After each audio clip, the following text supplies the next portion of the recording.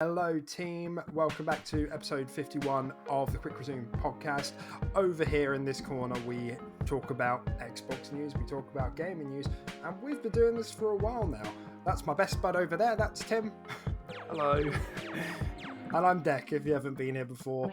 If you have, nice to see you again. Tim, I want to ask you something. And I know we just touched on this at the top, before we started to hit the record button, but I wanted to actually get into it. How do you feel about real life shopping these days? Real life shopping? Real life shopping. Yeah, I mean, are we defining this? Are we going to categorize it? Are we talking food shopping, or are we talking specifically cosmetic shopping? Oh shit! I mean, are they different? Yeah, I feel like if you're going out shopping for clothes or basically that sort of thing, it's different than food shopping. Food shopping is a necessity, but I haven't been out shopping cosmetically in a long ass time, dude. If I want clothes or anything like that, I just order them online. It's been a while since I've just gone to a big mall and just gone into shops and bought shoes and clothes and all that kind of stuff. That's what I mean. Yeah.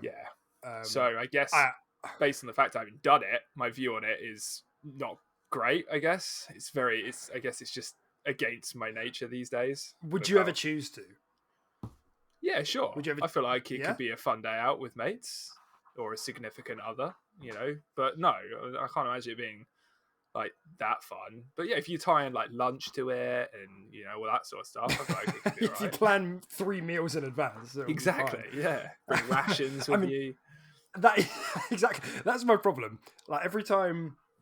Every time I go into a real life shop, a big old real life shop, to do big boy shopping, I am this is fine, and an hour goes past, and I'm this is fine, and then something happens on the 61st minute, and my legs seize up, and I can't do this anymore.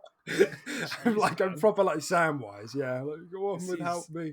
Sounds like you got a stamina issue, man. So you need to get I don't know what it is. I don't think I have a stamina issue, but I have a real shopping stamina issue. I go from interested to I want to be anywhere else that's not here.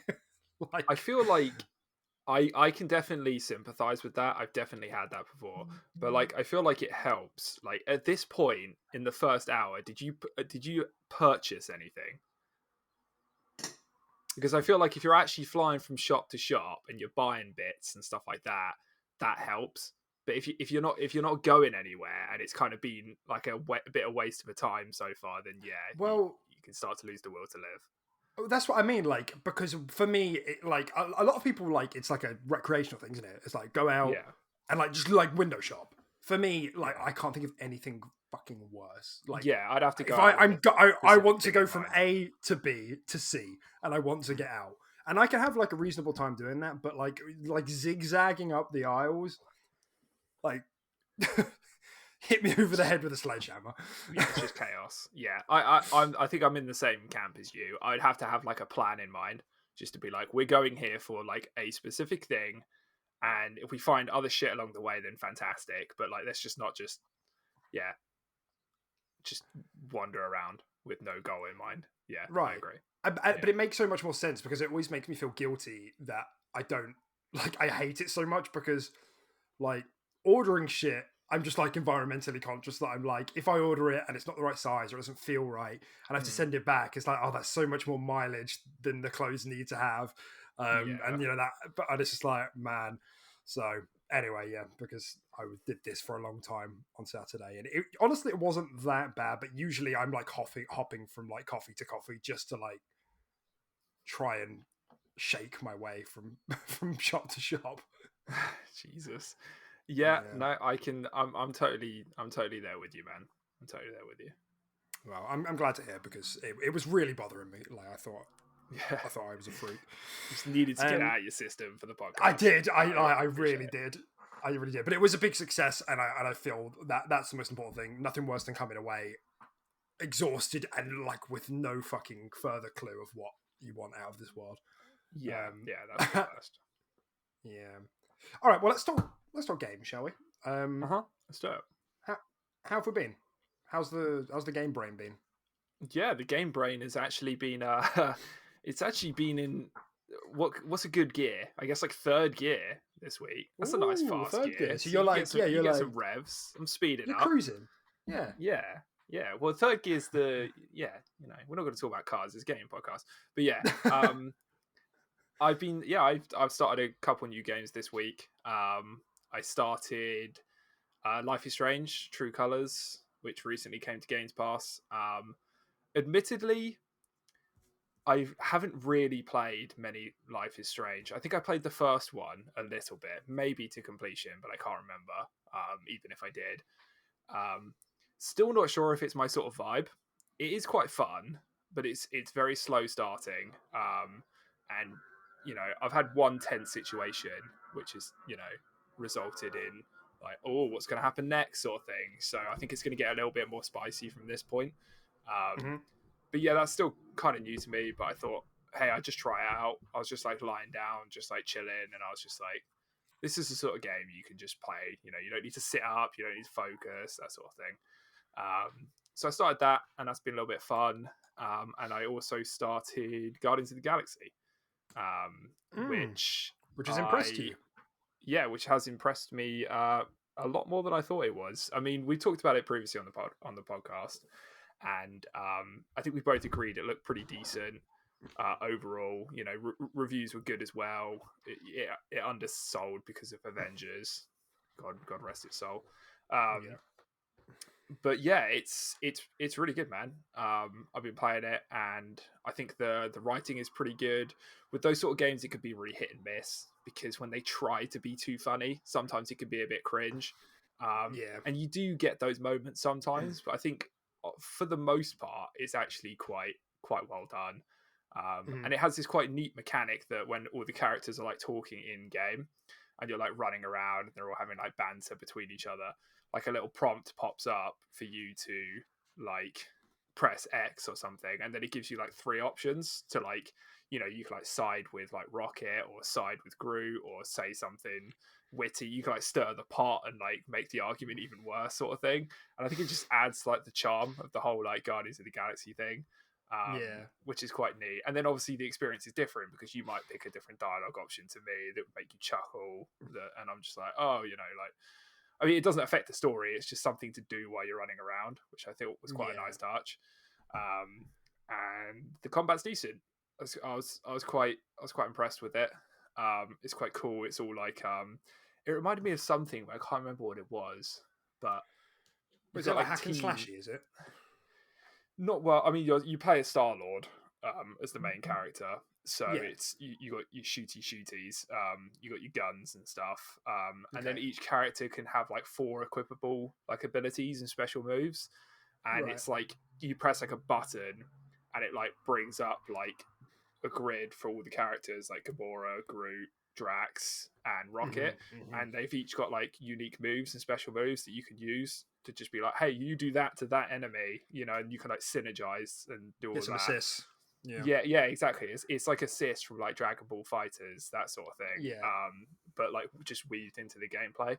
And they all do different things. Like Drax staggers things so they can take more damage. Gamora's just like pure DPS. Rockets like splash damage, like with rocket launchers and stuff like that. And it's all quite neat how it all ties in, I think. Hmm. And I quite enjoyed it. Cool. And obviously, I only have like one ability per character at the moment. I think they can all have up to 4. So you can have like, maths. You can have like 16 different moves to choose from on the fly while you're fighting, and then you get 4 as well. So you got like 20 moves to just Hmm. adapt to whatever scenario you're in. And yeah, it's neat, and it looks good. Cool. Looks really Yeah, I good. was gonna say it looks pretty gorgeous, doesn't it? From what I've seen. Yeah, it's really pretty. And the one thing I can definitely say from it is like you jump from environment to environment like quite a lot, and they're so vastly different. Like the first planet you start on is like just like pure red. There's like jelly crystals everywhere and all that sort of thing. And then the next Jelly planet is like, crystals. yeah, you know it, man. And then the next planet's like this kind of green, yellowy, like planet with like loads of rain and storms and lightning strikes, and you have to like hide behind plants so the wind doesn't blow you away and stuff like that. And it's just like really vastly different, which is nice because it just, it's just different things to fight and look at while you're playing, So Starfield. Yeah, dude. I mean, I tell you what, Starfield did pop into my head a little bit while I was playing that game. I was just like, if Starfield's gonna even be like, it's gonna improve on this, then great. Like there's nothing better than playing for like in a certain area for like an hour and a half, and then a cutscene happens, and you get in your ship, you fly somewhere, and you're just somewhere completely different. Like everything just looks different, acts different, and it really freshens up just the whole gameplay loop so much. Definitely. Elden Ring was good at that, wasn't it? Obviously, you go to each area, you're like, oh my god. Yeah, exactly. Yeah, each area almost feels like a new game in Elden Ring. It's crazy. Yeah. So yeah, I was quite impressed with that, and yeah, I mean, I'm probably like, maybe like 5 hours in, maybe. So I played it for a decent amount of time, and I'm pleasantly impressed. I give it like a solid like 8.5 right now. So yeah. Awesome. Yeah, sounds really good, man. Yeah, I'm excited to try that. It's right at the top of my backlog, up there with Tunic probably. That I'm willing to bet that game gets some sort of expansion or DLC.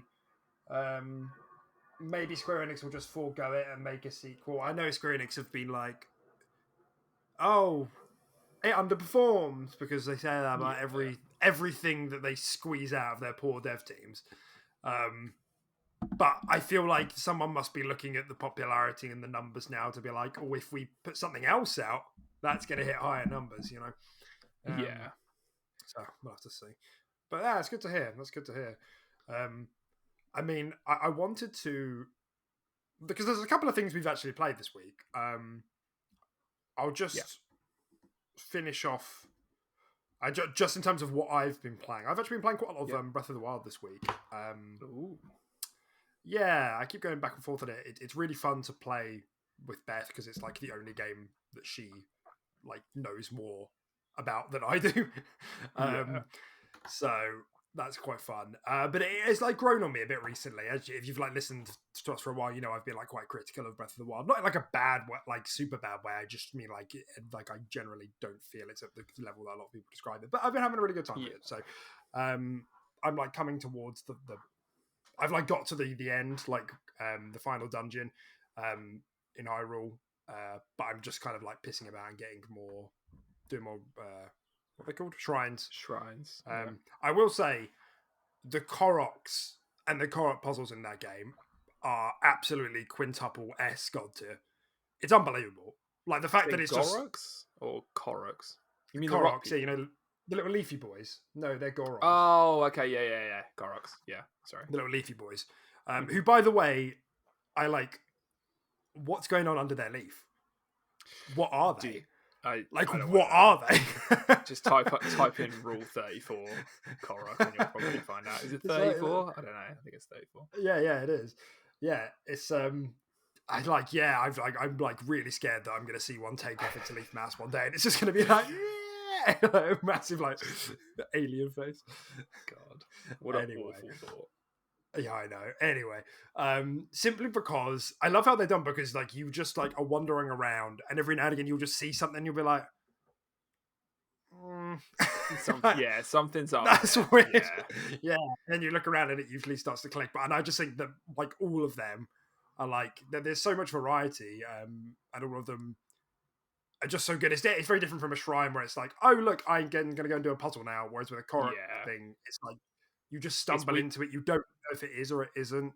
Yeah, it's kind of like weaved into the world a bit more, isn't it? Where shrines, like go into a lift and you go underground, and you have an entrance, you have an exit. But like, a Korok little puzzle, you might actually just run by thinking it's nothing, or like, and if you notice it, it makes you just feel better about it. You're like, yeah. I kind of know what you mean. And then there's been times where I've like done a Korok puzzle and then been like, oh, that's what that was. Like when I saw it like 3 hours ago. Like loads of stuff like that. So Korok puzzles are triple S god tier, and that's pretty much where I and I won't accept anything less. But yeah, having a good time with Breath of the Wild. Other than that, we've been playing a bunch of like speedrunners, haven't we? Played a lot of speedrunners. As Yeah. Ace game. It's not on Games Pass, but like it was on Games of Gold a while back. So if you have that, wow, what a good time that is with 4 people. Yeah. Flawless Great netcode as well, may I add. Like the game has no right to be as perform as well, like online. That's true, actually. I never actually thought about it, but yeah, we haven't really had any hiccups or anything, have we? It's For a game that's pretty quite pretty precise. solid. Like Yeah, you yeah, know what I exactly. mean? Yeah, yeah. No, I agree. Yeah. So shout out to speedrunners, salute. And then and then it happened. we played Fortnite, ladies and gentlemen. Oh my god! I thought you were going to talk about the fact that I went back on Halo, but yeah, it's coming. But the big thing, and we're not like Fortnite haters here. Like we're not one of those people. We're not Fortnite lovers, but we're not Fortnite haters. We're Fortnite like neutral. And I'm a bit skeptical of the broad community behind Fortnite, like it being predominantly kids. young kids jacked up on Red Bull, or just like Twitch streamers trying to make it big and being toxic. But yeah, I generally don't hate the game. I never clicked with it, but yeah, I don't hate it for sure. Yeah, but like we were talking about, I don't know if you were there, but I think we were talking about this. That like I think Fortnite appeals to either like really young kids, or it appeals to like a lot of older adults because it's kind of casual. It's like quite casual BR. Like the shit that I saw on that game. Like, and I'm sorry, like if you're already familiar with Fortnite, then this isn't going to be like remotely entertaining to you. But if you haven't played Fortnite, like if you want to laugh, if you want a good chuckle, like if you're feeling down, just boot the game up. Yeah. Like hit yes, like get me in, and then just look at what happens in the like waiting area. What's it called? There's like a name for it before you go into the party bus. This like the lobby, and just look around. Lobby. Just try and take it all in without having a seizure. It's literally like it's a trip without needing to take drugs. Like you could be just dead sober and you're just tripping, man. Like it's just you just never know what you'll find. No, you don't. It's quite impressive just how many cosmetics and like, variety stuff is in that game. Like it's mental. Like I don't even like, know how it's possible. Yeah, every time we booted into that lobby, one of us was like, come, like we all would say one after the other, come and have a look at this shit. I can't believe what's going on here. What the hell is this? Like there's like Peter Parker with wings. The Terminator's doing a demon laugh. There's an anime girl with, like doing some weird dance. What's going on? Yeah, it's weird. Yeah, and for whatever reason, your account has like almost every skin in the game, and I don't know why. Yeah, I secretly think you're a massive Fortnite fan. Everyone's gaslighting you. I don't know what that's about. Yeah, so just for context, we booked the game up and I was like, oh, cool, I've got a load of like Marvel skins, like the red rarity ones. I don't know what that means. Quite rare, I guess, like an event or whatever. I had like Thor, Wolverine, She-Hulk, Iron Man, Doctor Doom, and a couple of others that I'm blanking on right now. Like the full shabam. And everyone was like, I don't have them. And I was like, oh, that's kind of weird. And then the night went on and I checked like my presets, like the character presets, like the costumes and whatever. And I had 2 Russian with like Russian names, like presets. And I was like, man, hang on a moment. And everyone was like, have you been hacked? And I was like, ha ha. Oh, maybe I have. Oh no. So like I went into my order history like really frantically to be like, has somebody just been buying shit on my account? Not that I understand the motive behind buying it on my account, but whatever. And I'm clean. But it was so like, why are there Russian named presets? Why do I have Thor?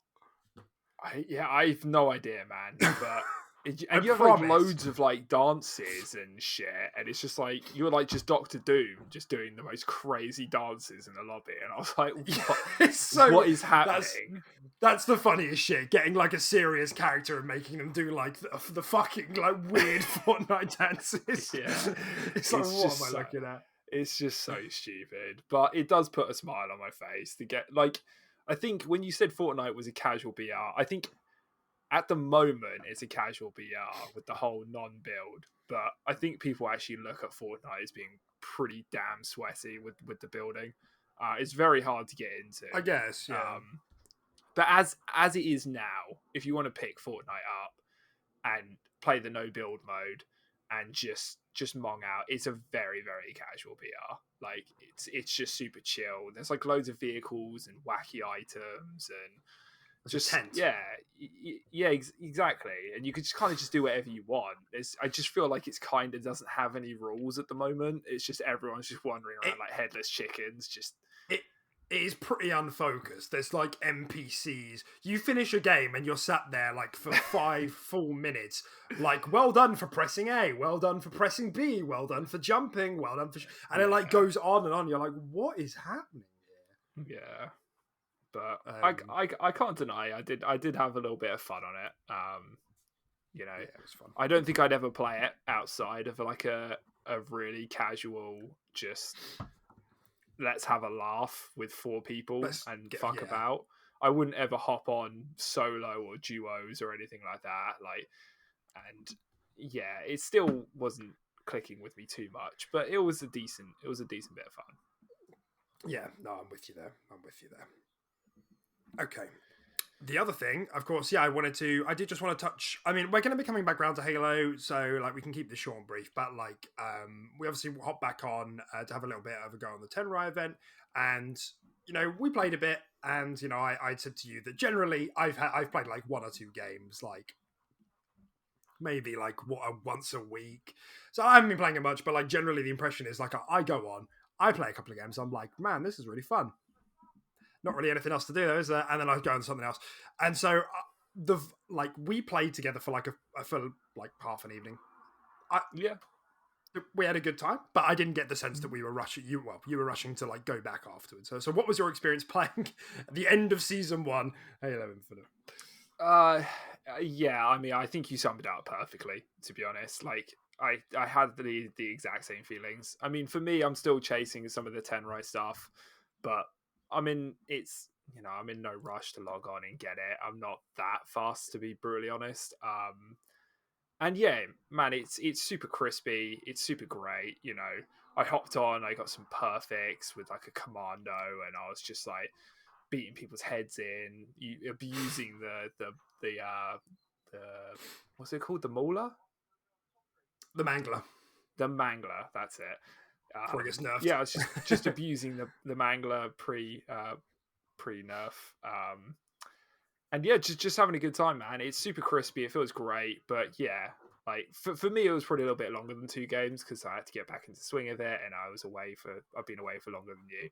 But yeah, sure, 5-6 games later, I was kind of just like, if anyone suggests another game, I will play it. You know, like I don't have to stay on this.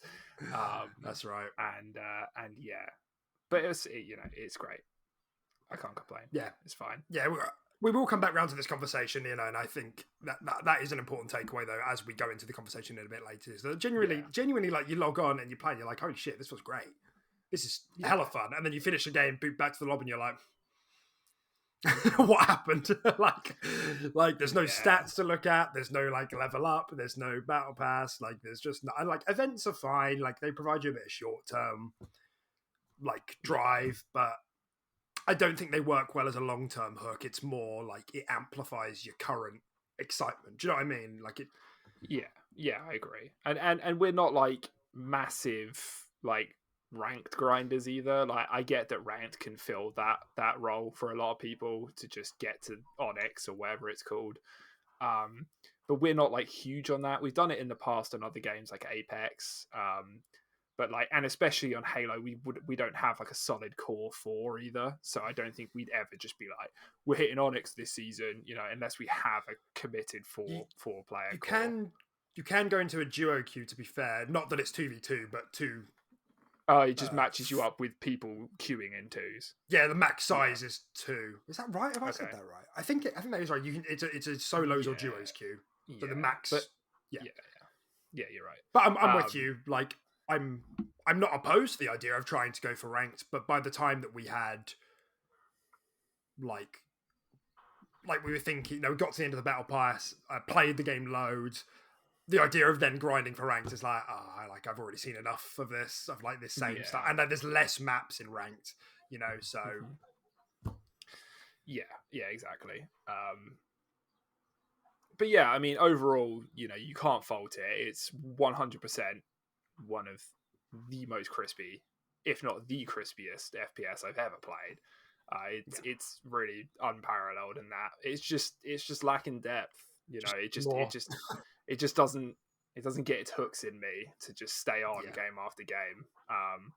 And you can say the same about Apex. I've reached max level, all that sort of thing, but it's different because it's BR. Every time you drop, it's different. It's different loot. You kind of you make the best out of like a hand you're dealt in Apex, and it can be different each time. But obviously, Halo is it's arena. Predetermined loadouts. Same spawns, all that sort of stuff. It's not quite as randomized in that yeah, way. absolutely. But yeah. Absolutely. Yeah. Okay. Yeah. Well, I mean that was it's good to sort of catch up on that and see where you're at with that. But I mean, obviously, the Halo Season 2 launch is just like I think it's like 9 days away as of recording. It's the 25th now. It comes out the 3rd. So just over a week. So we'll have to see. We'll have to see how we feel when that starts. I imagine we'll feel a lot better. But as I said, Yeah. we'll shelf this for when we come back around to the main story. So, Yeah. what time are we on? 26. Yeah. There's something I wanted to. There's something I wanted to bring up, and I probably wouldn't if it wasn't quite a slow news week. But I wanted to just like bring up this thing that's now happening with Elden Ring, and this dialogue that's developing around Elden Ring. Okay.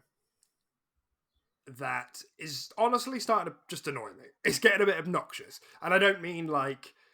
And the conversation I'm thinking of, and I'm sure you've seen it, is like 1,000 videos from the same type of YouTubers. What all devs could learn from Elden Ring. What Elden Ring gets right that everyone else gets wrong, and it's like this same sort of like condescending kind of like approach of like Elden Ring being this like revolutionary piece of Yeah. transmedia that makes every other game irrelevant ever. And it's really just it's getting obnoxious and it's just annoying me a bit now. Yeah, I mean, I don't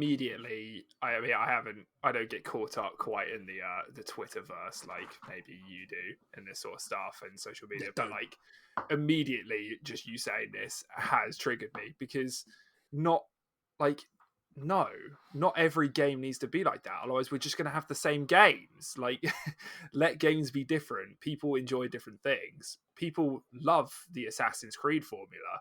Just because you don't, there's no reason for every game to be exactly like Elden Ring. Some people like to open up their map and have a 50 billion checkpoints and objectives and like towers to take over and all that sort of thing. The Ubisoft formula. Their games sell well for a reason. There's a crap ton of content in them, and they appeal to a lot of casual people. Elden Ring is not really a casual game. If you give Right. Elden Ring to a player that's a huge Assassin's Creed fan, buys Assassin's Creed every year and 100% them, they're probably not going to like Elden Ring that much or nearly as much as you. So, like, no, there's no reason to chastise other developers to, make their game the same as Elden Ring. Let everyone develop in their own style. Yeah, and it's that's obviously like we're on record. Like Elden Ring is amazing, no doubts about it. But the like there are lots of the sort of like I don't even know where to begin because there's like there's a couple of like main things that I think is like a real problem with this attitude. One being I think that I'm finding a lot of the people, and this isn't just a Twitter thing. Like yes, like I like try to go on Twitter a bit more to like engage you, the lovely listener, and like other people. But these I'm finding that a lot of the people who are making these videos haven't. This is their first Souls game. Yes. And Elden Ring is a very like evolutionary game, right? It's not like a I don't feel like it's a revolutionary game. I don't know what I would consider a revolutionary game, so I'm not even going to try and define that. But it takes the Souls formula and makes it open world. Like that is literally it. Those things work together beautifully, and they executed it beautifully. But so when people are playing these games like for the first, and it's not even like that Souls is the first game to like loads of games that I've played before follow this sort of principle of like, you know, less handholdy, story comes second to like gameplay and discovery and exploration. Like that, like this is not the first game to follow those sorts of principles that I've played. And so when I see people like saying, like making these points about Elden Ring, it is a bit annoying because it's like, this has been around for a while. Like it comes in short supply because it's hard to pull off, like I think, and it's quite experimental. But also the type of person to make this is like tends to be a content creator who's like really burnt out and like spends like makes 3 videos a week about modern gaming and how they hate everything. Like this is the sort of person who games for a living. And it's like, well, of course you like Elden Ring because the game is designed to play for 100 hours and like, you know, it doesn't hold your hand at all. Like this sort of game is time intensive, and that's fine. That's not a problem at all. But like, if that is why it appeals to reviewers, arguably, it's why it appeals to content creators. You know, it's why it appealed to us. Like, it's a time intensive game that when we prioritize gaming as a hobby. For people who don't, you get less out of it. It's not that it's not there. It's just that you get less out of it. So when we're having this conversation, just like you said, of like what everyone needs to start doing that Elden Ring does, it's like, I mean, I agree there's probably some things that can be learned from the success of Elden Ring, but somebody who has less time appreciates the old school style of open world RPG where there are map markers and there are this and that, you know. I don't know. Ultimately it always comes down to this idea of like black and white thinking, and there's like no continuum, you know, of like no handhold and total handhold. And you know, if Elden Ring is over 100 and Ubisoft or whatever Assassin's Creed is down at 0, there's a middle ground where games can operate. So it's this like, you know, bowing down to Elden Ring as if it's like the first time this has ever happened, like totally changed everything, and every game should follow its path. That is been annoying me, but I'm glad you kind of see it that way a little bit as well. Oh yeah, no, 100%. And I mean, it even happens literally in my own home. Like I play Elden Ring. I haven't blitzed it. Like I'm playing like a lot of other stuff. I still haven't even completed it. But like it happens in my own home. Like my brother also has Elden Ring, but my brother, you know, he obviously works full time. He's got a kid, all that sort of stuff. He has made little to no progress. I think he's just beaten like Margit, you know, and he's had it since launch, you know, because, and he says to me, it's just like, it can feel like an ordeal and like a chore sometimes to log on and figure stuff out and make progress. He just doesn't really have the time to do that sort of thing. And that's because of the formula that Elden Ring is, you know. So sometimes you can just boot it up, play for like 15 minutes, and then just die. All your progress is gone, and then, you know, he's only on for like an hour session or something, and he hasn't made any progress, and it's quite an unsatisfying gaming session for him, you know. Yeah. So yeah, no, I completely agree, and I see it firsthand all the time. So yeah. And it's really this sort of smugness of like, oh, you know, to discover it by yourself is just so rewarding, and it's like come on, like there is a continuum here, like, yeah, exactly. And like, yeah, it took me 3,000 hours to find this pig, and boy was it rewarding. Great, dude, like, fantastic. Enjoy it. That's also 3,000 hours, and you do like 16 hours a day. So, you know, for someone who has to spend that long and they only have like 2 hours a day, maybe spare, it's going to take them freaking years to do that. Yeah, exactly. You know, like I said, there is probably something neat to be taken away of like, you know, of a game, and you know, the Souls games do that very differently in that they intentionally do not put their story first. Like sometimes we play games and we're like, oh, I play it for the gameplay. Like the story is still up front, but we play it for the gameplay. You know, like because the story is generally like fine. You're like Borderlands is an example. Yeah, right. The story is there. They try and cram it. Like I'm doing these side quests and I'm like ignoring them for the most part. I just want to shoot stuff. I'd also say it's there. Hunter. It's in my face. But for us, yeah, exactly right. But it comes second. Elden Ring is like, no, story doesn't come first. Like exploration, traversal, all of that is coming first. Story is coming second. And it's not like that comes without its downsides, like it does. I had to watch videos to fully understand what was going on in Elden Ring, and I read quite a lot, like of the items. I felt so I don't feel like it's all perfect. It still comes together really well in a really well cohesive experience.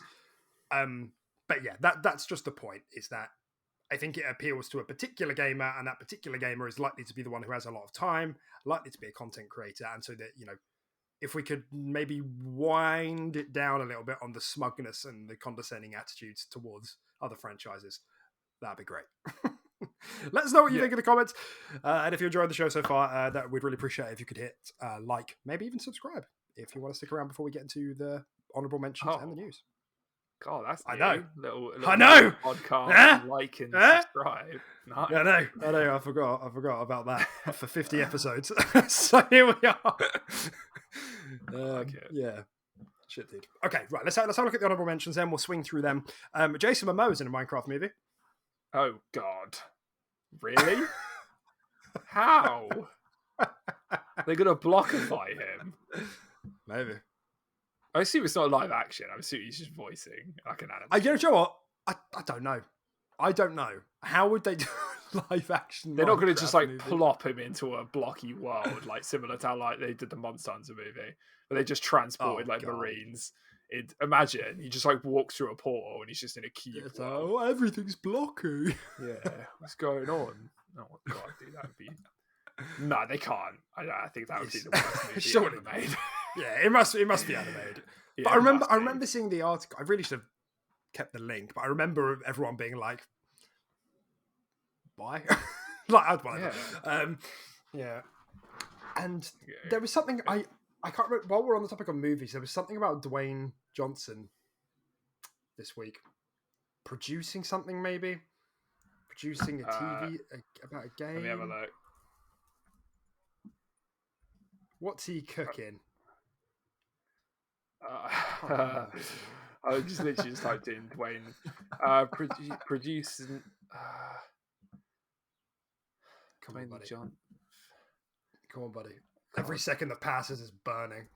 Yeah, I know. Just go into other honourable mentions while I do this. Don't just. Okay. Come on. I just remember it being whatever it was. It was kind of weird. I can't remember what it was. He was producing like a game TV show.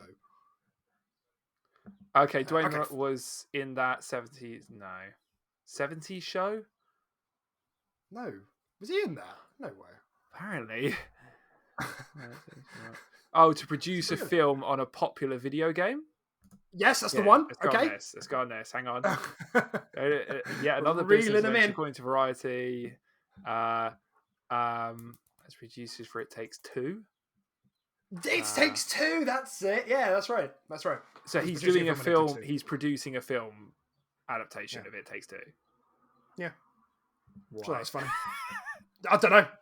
Just why not? What's happening, dude? It's always fun. There has been like this really slow, like over the last 5 years maybe, of like slow bleed of like big celebrities getting involved in video game movies, and every time we're like, you're gonna lose a lot of money. Yeah. Unless you're Sonic, you're gonna lose a lot of money. I think that there was that Ready Player One. I think did all right, and that wasn't bad. I watched it. It was okay. Really? It was okay. It was fine. It was better than like Free Guy. And, my fuck! Don't get me started. I mean, Free Guy. It made me chuckle a little bit in the first half, but the second half of that movie made me want to gouge my eyes out. I hated that movie. I hated that movie. Yeah, I wouldn't go as far as saying I hated it, but it wasn't. I hated good. It wasn't great. And then Sonic. Sonic is a good example because that I genuinely enjoyed the first one. I haven't seen the second one, but yeah, I did. I haven't seen them either, but I've heard they're actually pretty good. Yeah, it was good. Oh, a quick shout out as well, because I'm still going. Halo Episode 5 was really good. Oh wow, it was really good. It was really good. It was like nice. That was like proper Halo episode, like good action. It's hot, man. It was really good. I'd recommend. Ooh, very nice. Minecraft again. Back to Minecraft. Season 2, Luminous Night just launched. New features, new adventure pass, new enemies and levels, emotes, and more. If you're still playing Minecraft Dungeons, sorry, Minecraft Dungeons, I should have made that clear. Oh, Are you right? Okay. Yeah, I was really So confused. I was like, that none of that fits into Minecraft, like as a game. I need to screenshot your face. Then you were so confused. It fits into Minecraft Dungeons, sure, but yeah, Yeah. base Minecraft. I was like, how? I was like trying to piece it Yeah. together. I don't know. It's crazy, that game, because like it's obviously on Games Pass, but they like are shitting out DLC for it. I don't know how much of this is free, but like there's so much. Like if you want to buy the full up to date experience, it will cost you like it's just not as much, but there's like 7 expansions already. Like you're looking at like 40 quid, like 35, 40. Yeah, there's so much now in that game. Jesus, it's nuts. I had no idea. Yeah. So yeah, whatever. Minecraft Dungeons fans rejoice, and this was breaking news. I think today, in Activision Blizzard's most recent earnings call, it was noted that Activision Blizzard and Microsoft's board of directors have approved the acquisition. So another step in another step in that direction. The morality of it is up to you, I suppose. So it's still expected to close June 30th next year, 2023, which is bloody long time. Yeah, but there's still a lot of FTC like investigation into the deal, so we'll have to see. So it's one of a billion steps still to take. So, it's by the time like Phil retires, when that day finally comes, dude's gonna be like wrinkly as a raisin. Yeah, he's gonna be on his deathbed, just like the Activision deal did this to me. Overwatch 2 exclusive. Yeah, it took my whole life. You're welcome. Yeah. Oh, okay. I didn't originally have this as a main story, but after MPD came out today, console sales and stuff, I decided to make it a main story because there's been, for the last 4 weeks, according to VG charts, Xbox has been selling really well, better than PlayStation will by a fair margin. And VG charts are not official. Like everybody who follows this knows that Xbox stopped releasing sales figures around 2014, 2015 because they probably weren't doing well. Yeah. And they've kept it that way since because honestly, it's like a lose-lose to start revealing them again. There's just no point. Whether they'd rather go down the monthly active users route. So VG charts isn't that accurate, hence why we haven't spoke about this. But MPD came out and kind of confirmed it a little bit. I don't know how much more accurate MPD is than VG charts, but it corroborates it a little bit, and I feel like that's like worth talking about. So, okay. And we have had similar conversations to this before, but given that like we haven't heard anything from Xbox since December when Halo launched, like it's coming to the end of April. Where are you? Like, why is Xbox still selling really well? People are going to say, oh, it's because PS5 is in short play. We're going to say, oh, well, maybe it's because the Series S is really appealing, but also uses different components. And then we kind of just get there. And obviously, Switch is still the Switch and sells like 100,000 more than anyone else every month. That console is crazy. But I just wanted to touch base on this again with you on like, what do you think about this? Like the Series X, like SNS actually outselling PlayStation. If these numbers are to be believed, outselling PlayStation 5 now for a full month. By the way, when PlayStation 5 has had a pretty good like last few months. Like Gran Turismo just came out. They just announced PS Plus. Before that, obviously we had Ratchet and Clank. And so there's something else I'm missing. Horizon, thank you. That's the biggest hit. Like that really surprises me, and I don't know if it's just luck that either that like a combination of short supply or Elden Ring. Like I don't know. What do you think? I just think it's down to the short supply. I'm going to be honest. I don't really think there's much to look into. I just think Series S is available and PS5s aren't. Like, I mean, I've had stock alerts. Yeah, I have. So I have stock alerts set up on my phone for PlayStation 5s and stuff like that because at some point I will get one. And I mean, in the last week or two, I've had a decent amount of notifications. They've obviously got some stock back recently, It's been a few times I've almost bought one, but I stopped myself because I don't need it. But apart from that, I haven't had any notifications for stock coming in at all for PS5s for months, and I genuinely just think it's down to that. I don't really think there's too much more to look into. At least that's my opinion. But so it's that thing of like, you think hypothetically, if there was like a load of like if both suppliers got a load of supply, like tomorrow, you think the margin of PS5 would jump up quite considerably over Xbox, do you? Or do you think that Xbox has genuinely won back mind share? I think Xbox has genuinely won back a lot of people and got maybe some people to switch regardless of stock issues. But yeah, so I don't think PS5 would considerably beat it, but I think it would probably be ahead if there was a similar stock. Like there were no stock issues. You know, let's just go into a crazy hypothetical world. There are no stock issues, everyone. I do think it would probably be beating out, especially in these recent months where Xbox is essentially just been flatlining and PlayStation are actually releasing stuff. So yeah, I do think that would be the case. Yeah. But I don't think it would be astronomical. I don't think they'd be stepping on us or anything like that. I just think it would be ahead. Yeah, I am inclined to agree. I do think there's I think that probably is the primary reason there. But I can't lie in that I think there's lots of little things that probably add up to that as well, in terms of generally Xbox having some good momentum since the launch of the Series X and a year before that.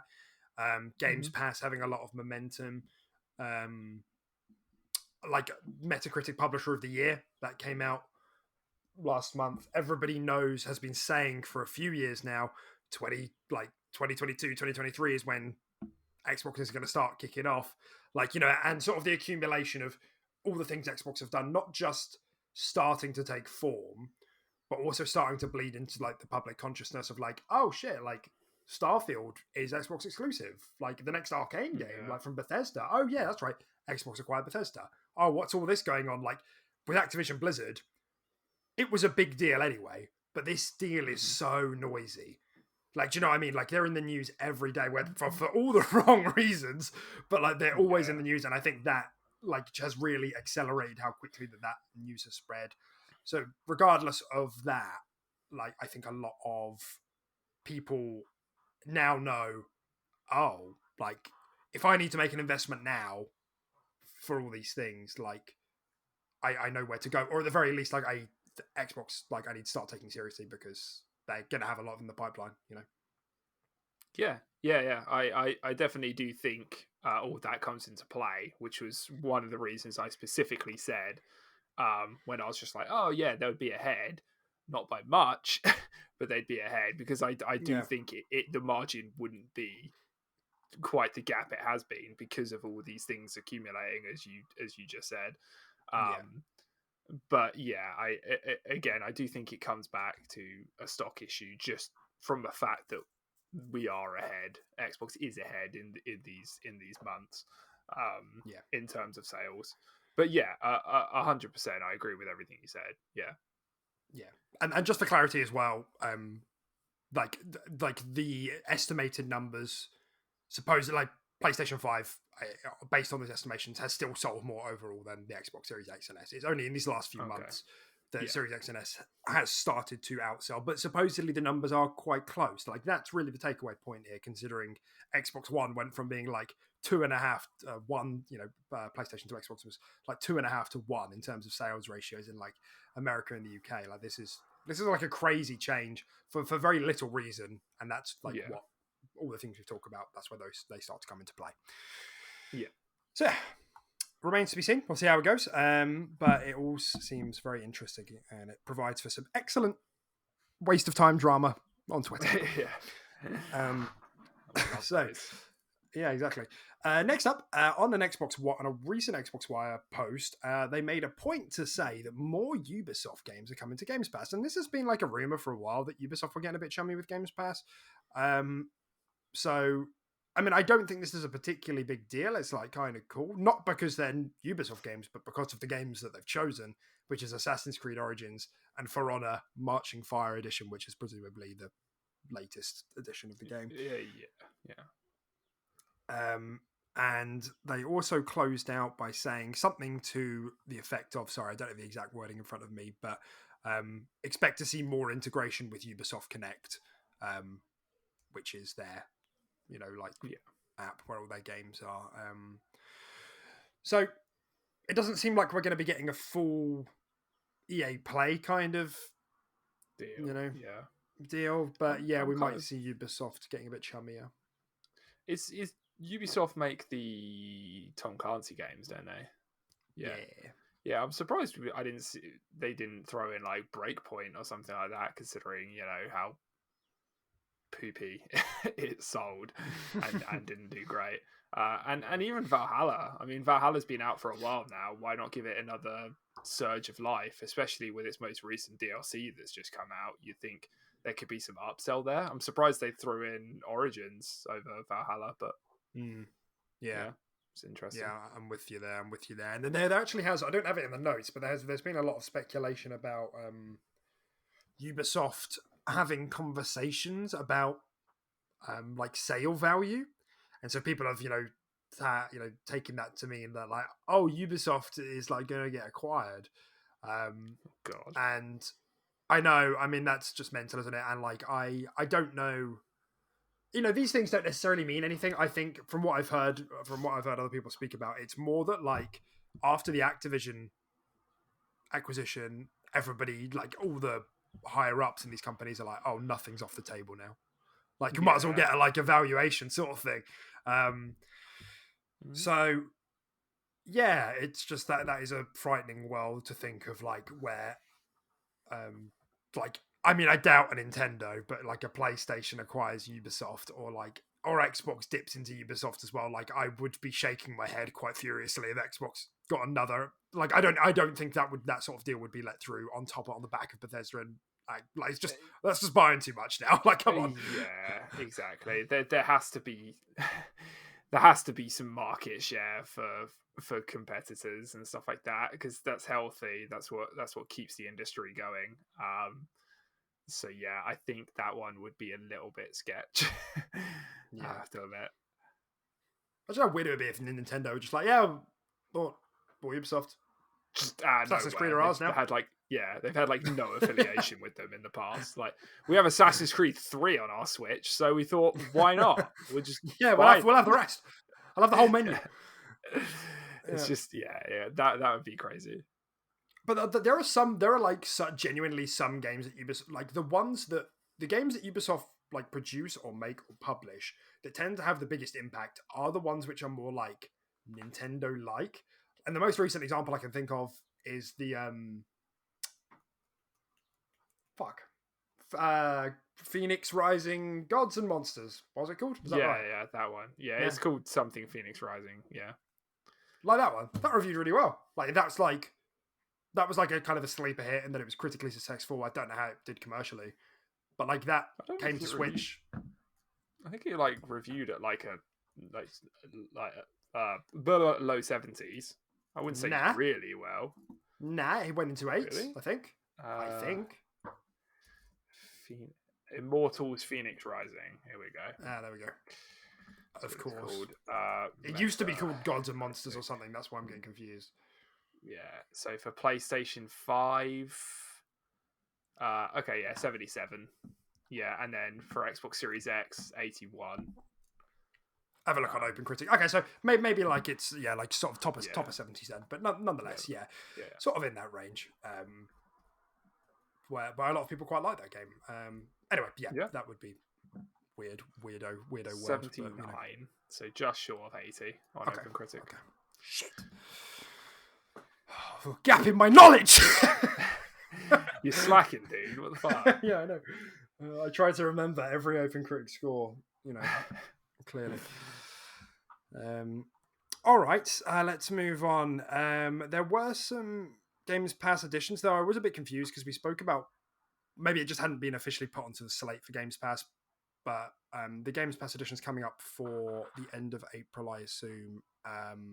There are a few things here: F1 2020, Need for Speed, Unsold, Search and Destroy. Turnip Boy commits tax evasion. Oh yeah, I love that one. I That's was, me. I was... The game's based on me. I'm Turnip Boy. Are you? Congratulations! That's quite the Yeah. escalation. You've done well. You've good promotion. Thanks, And then man. 7 Days to Die. 7 frames today, you mean? 7 Frames to Die. Yeah, that's right. Some of our friends loved that game like 5 years ago, and we just can't figure out what sort of like hemorrhage they had to have come to that conclusion. Well, one of our friends liked it, and he likes the weirdest fucking shit. Like, you can give him a game that's literally created for him, he won't play it, but he'll play something like this and love it. I don't understand it, but yeah, to me it looks kind of garbage.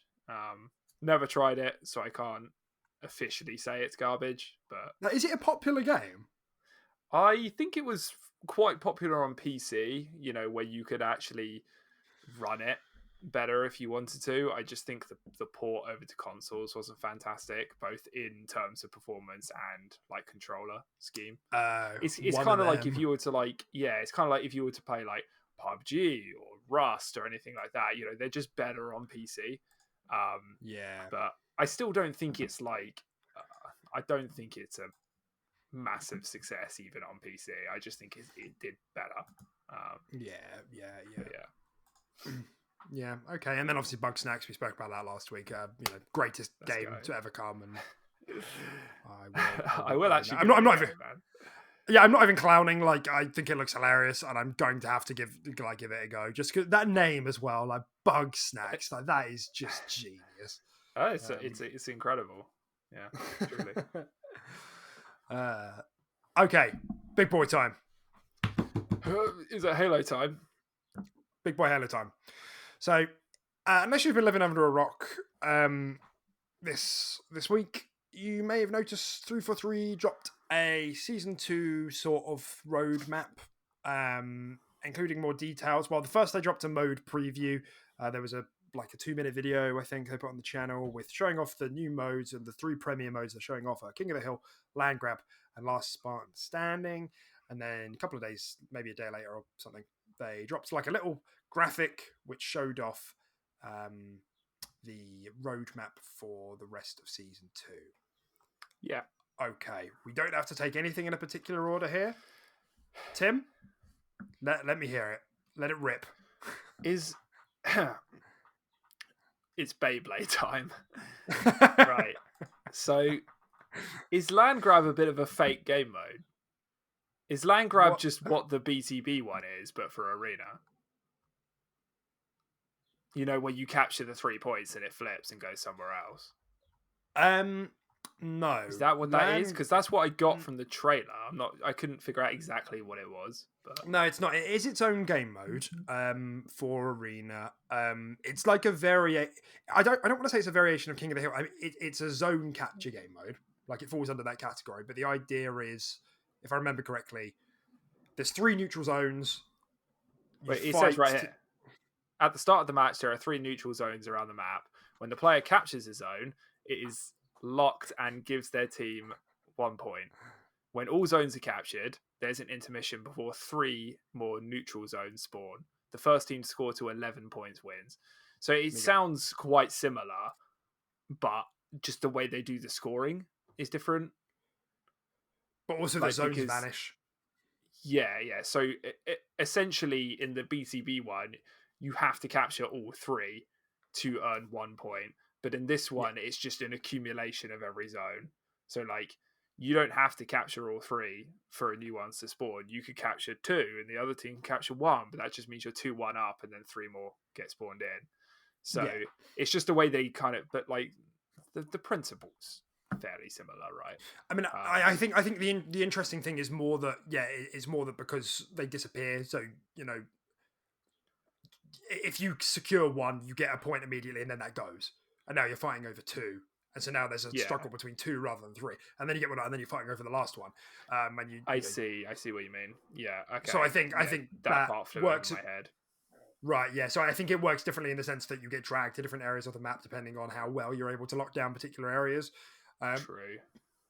Yeah. I mean, Okay. like, yeah, I mean, it's hardly like a revolutionary mode. It sounds interesting, like it's a spin on zone capture, I suppose. I think that's going to be more fun than King of the Hill.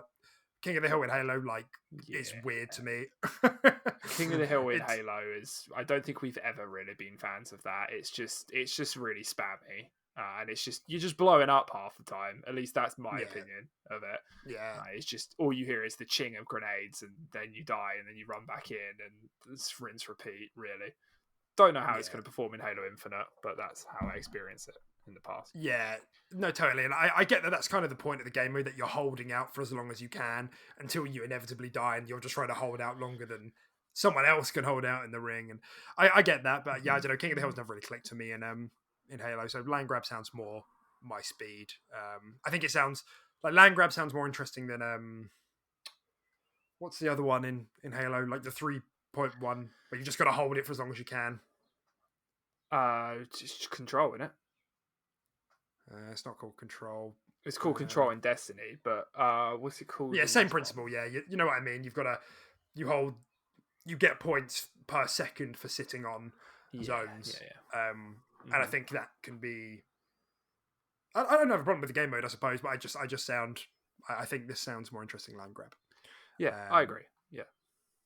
and then last Um, Spartan Standing, which is arguably like the feature mode for yeah. the season 2 release. So I'm do excited you for what do this. you? Yeah, do you what like have you read Yeah. about this? Yeah.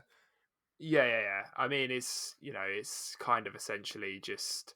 Well, I was going to say it's essentially search and destroy, but it's not. It's free for all, isn't it? It's baby battle royale. It's baby Yeah, free it's for all like battle royale.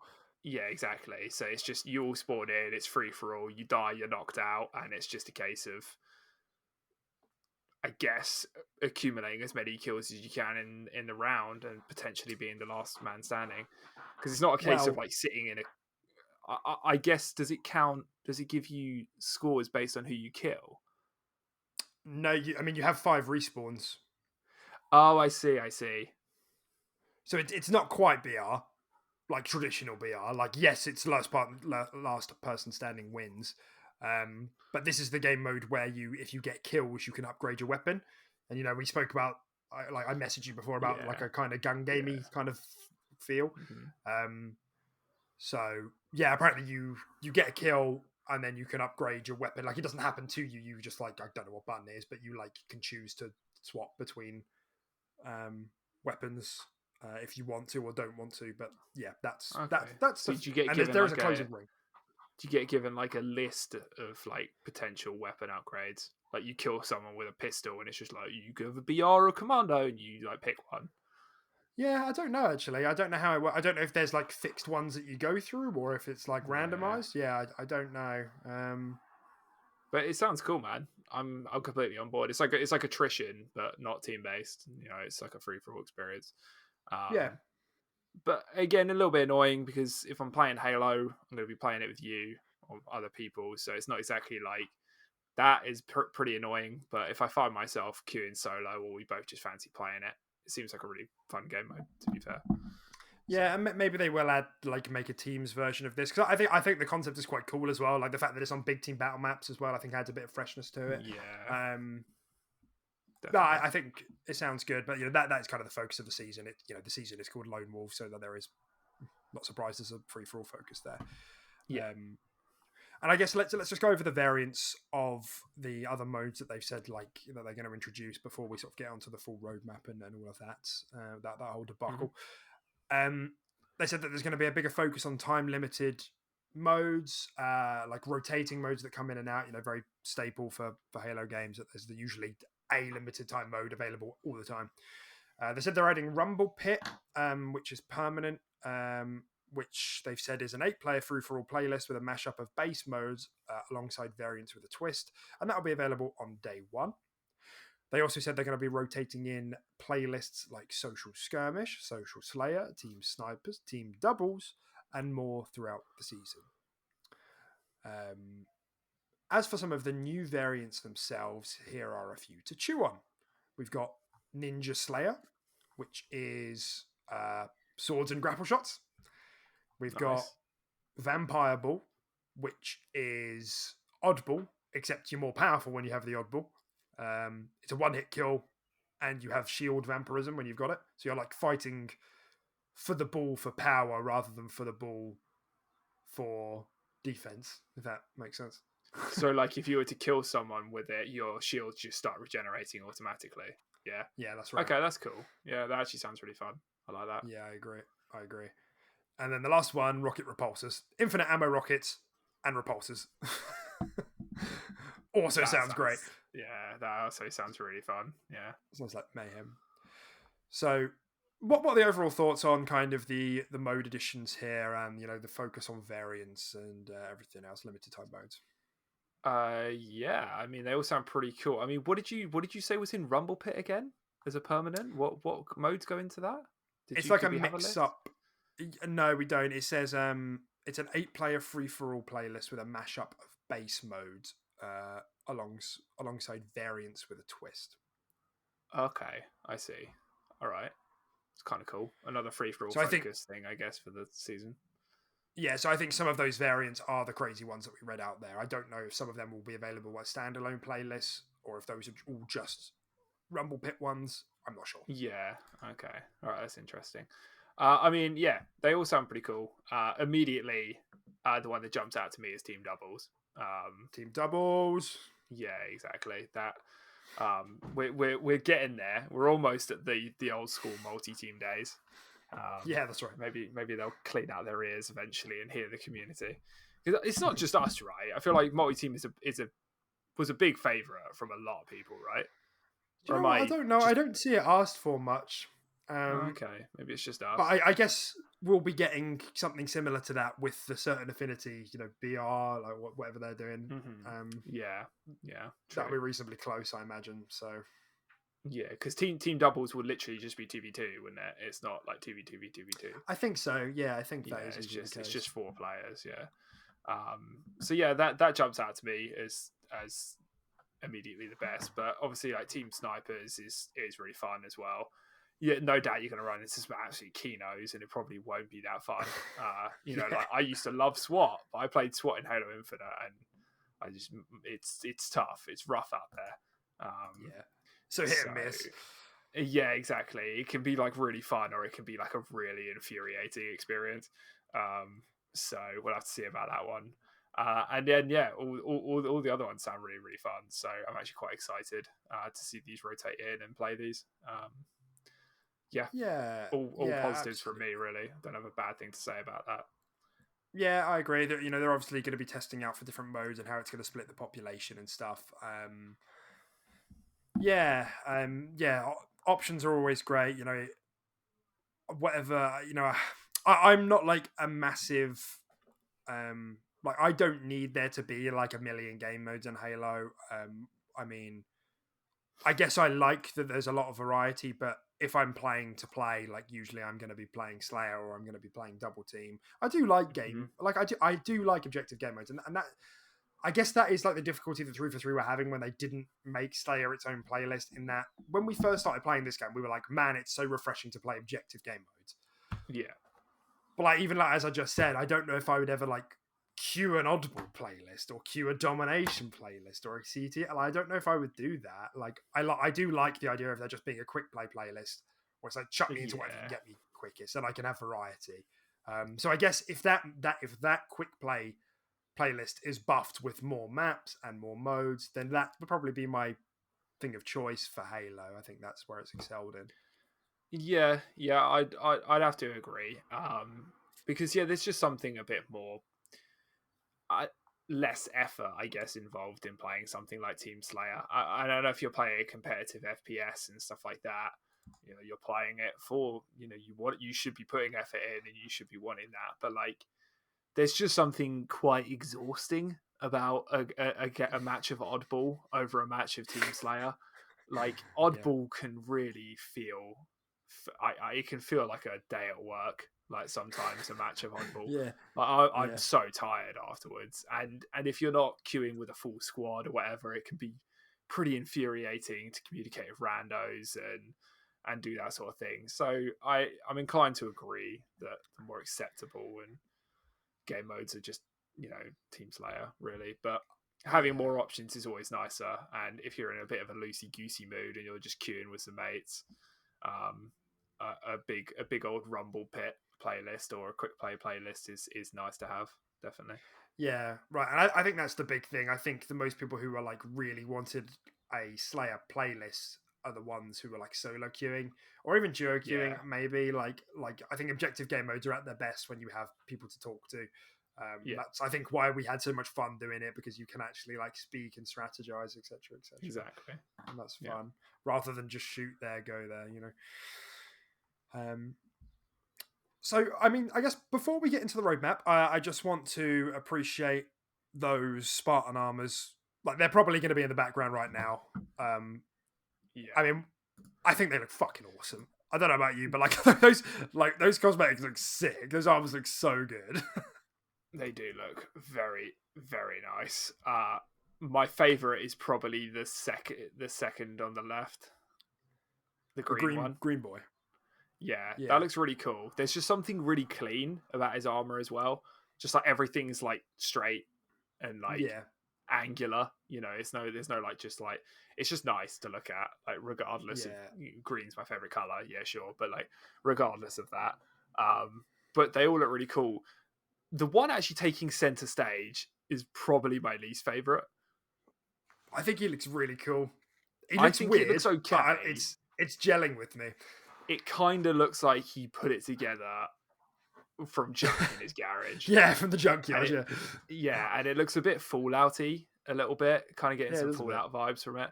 But like, I mean, out of all of them, I think it's probably my least favorite, and it's taking center stage, which is quite funny. But I don't know. But they've got those cool skulls. There's the shoulder pads as well. The elite shoulder pads we spoke about. That's definitely the coolest part of it. 100%. And that reminds me actually as well, because the Fracture is due to start like a week after the season 2 launches, which is obviously.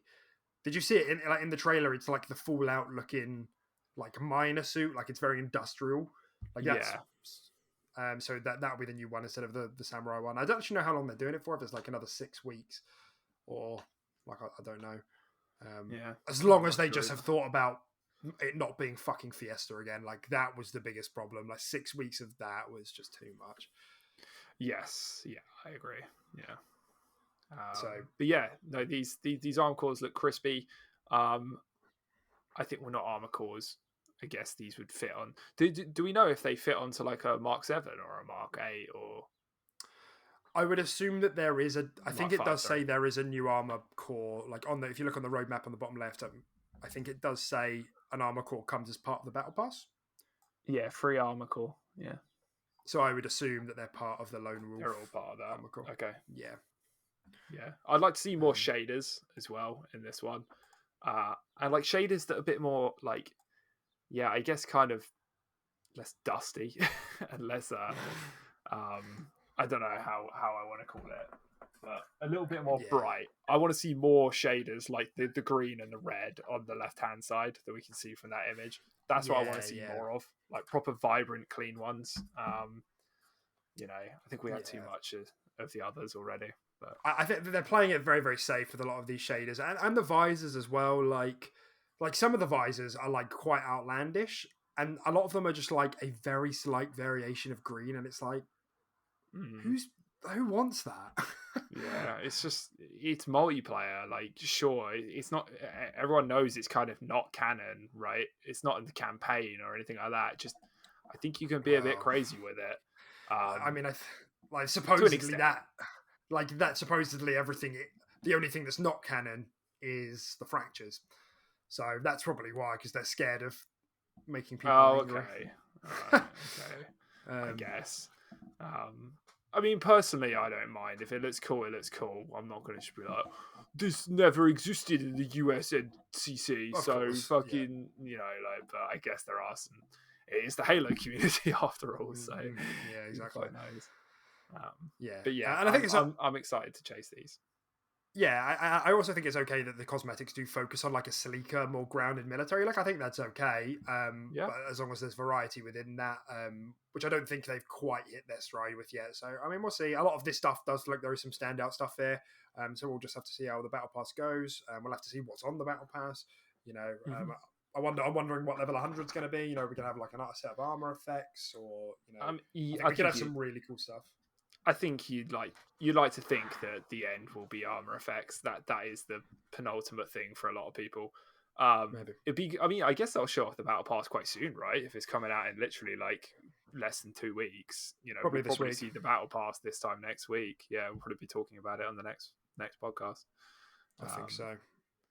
But yeah, But we know, like, I don't think I said this on the podcast, but I think we spoke about this off air.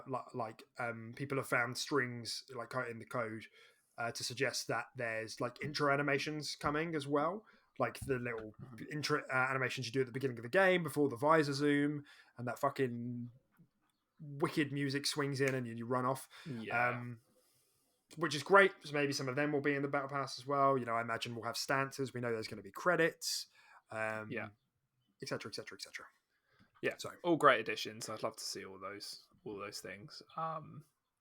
absolutely, And yeah, all looks pretty good. mm-hmm. Yeah. I mean, So let's anything go. else you wanted to touch on before the big bombshell, the big thing that we all hate about this roadmap? Yeah, I guess there is. I guess we'll keep it positive while we can. Yeah, Obviously, we've got campaign network. Hello, campaign network co-op lined up for late August, which is probably like a bit later than people were thinking. But I think that'll be great. I'm like ready to play that campaign with you when that happens. yeah, ditto. Hopefully, like it's done properly. I don't know if we'll just have 4 chiefs or whatever, but we'll have to see. We've got campaign mission replay also coming in August, which is like again really late for like such a simple thing, but it's not like the end of the world. But it's just because you miss. There are some missions which are you can't replay and there are like skulls in them. That's all it is. Yeah, So you'd have to start again if you wanted to get them. They've got a Forge open beta coming in September, which is like generally the consensus is that's earlier than people were expecting, which is great. They were going to do flighting, but they've said that they've been making good progress with it, so they're going to forego the flighting and just get it into players' hands. I think it's meant to be a bit of a handshake of like start developing some shit while we do our shit, so you can pump some stuff out and we'll cater or we'll pop that into the game. Yeah, it's a nice touch. Various quality of life improvements. What I will say probably is the biggest surprise here, which honestly there's been radio silence about because there's been so much negativity as well that nobody's really speaking about this, is that there are narrative events as you at the top box on the right there, with the first one starting on the launch of season 2 called Interference, lasting for 2 weeks by the looks of it. I don't know what that means when it says lasting 2 weeks. Presumably it's just an event. I don't know if that means it will go.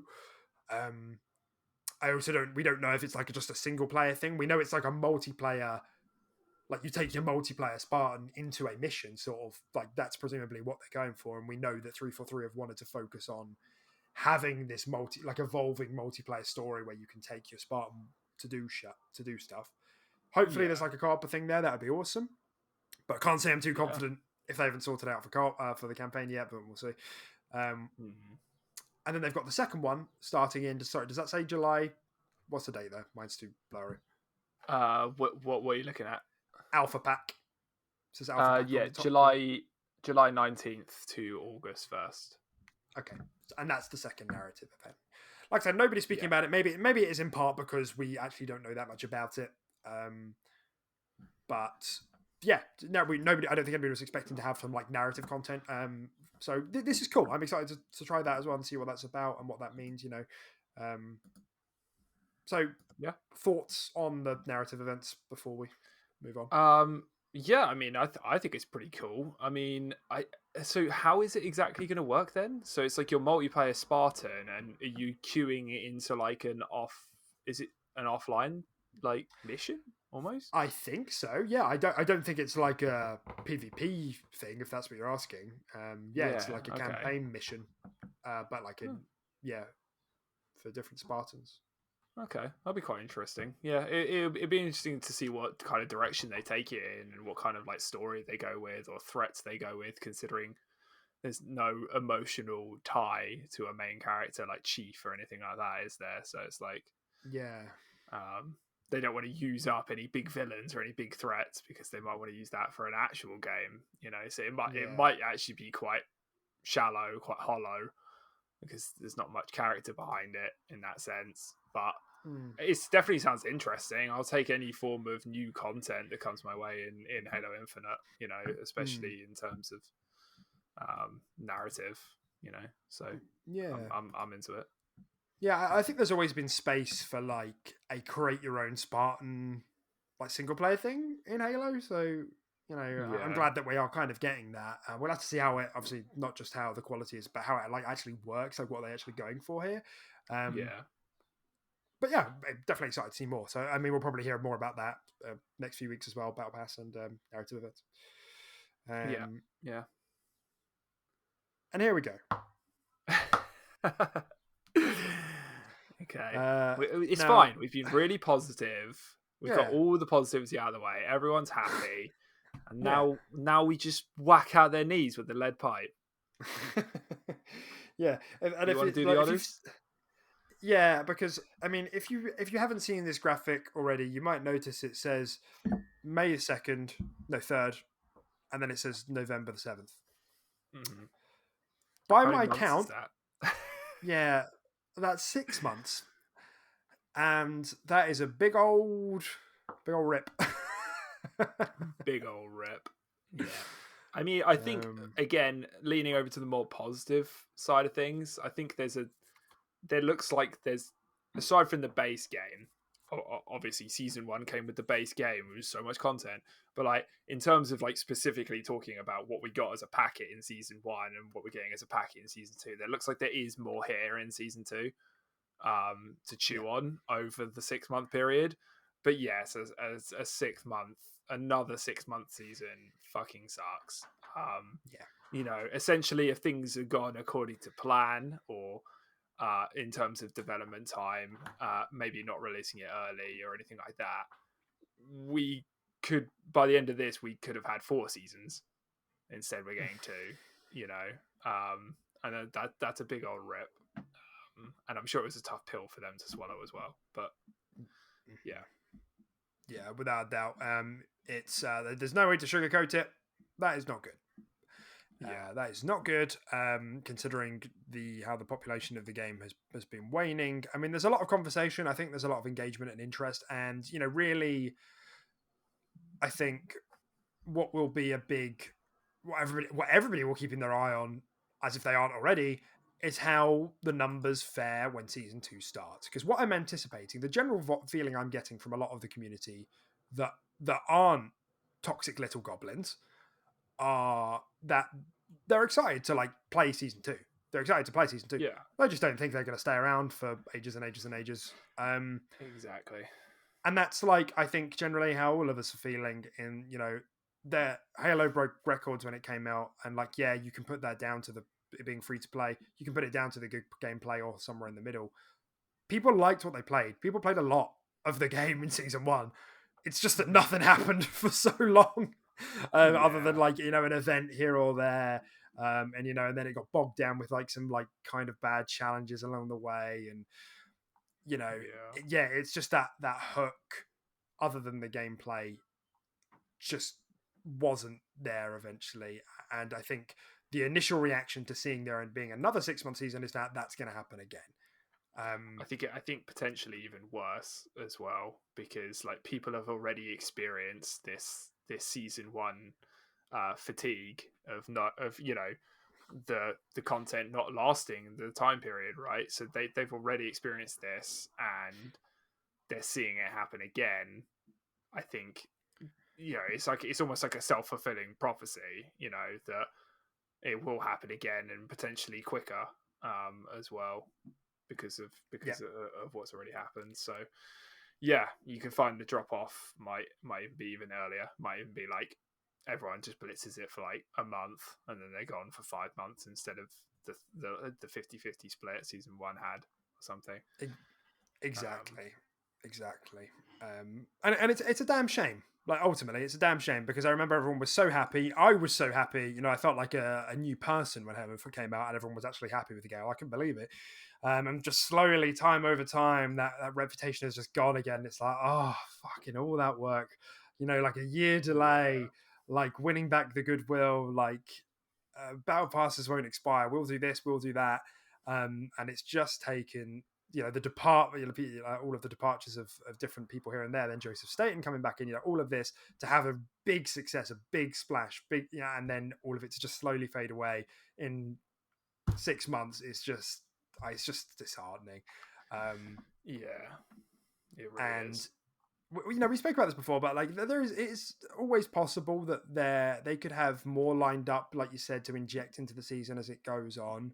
Mm. Um, and there are quality of life changes and some mild balance changes coming on day one as well that I'm sure are going to impact the game.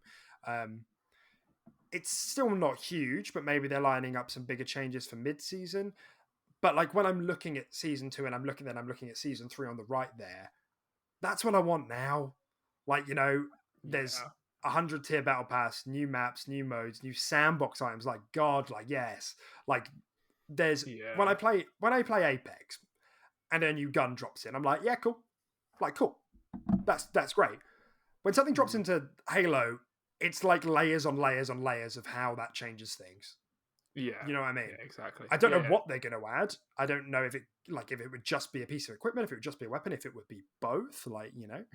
well, it's almost Um, like it's essentially. I think a better comparison for Apex is like new sandbox equipment, or just a new sandbox item coming into Halo. It's like essentially like the equivalent of like a new character in Apex. yeah, Like, because that is layers on layers on layers in Apex, because it's how they affect all the other characters and work with all the other characters. So it's like that sort of feeling, which is hype. Like everyone yeah. like loves a new character drop in those sort of games, and it will be a very similar feeling for just a sandbox item in Halo for sure. Yeah, big agree.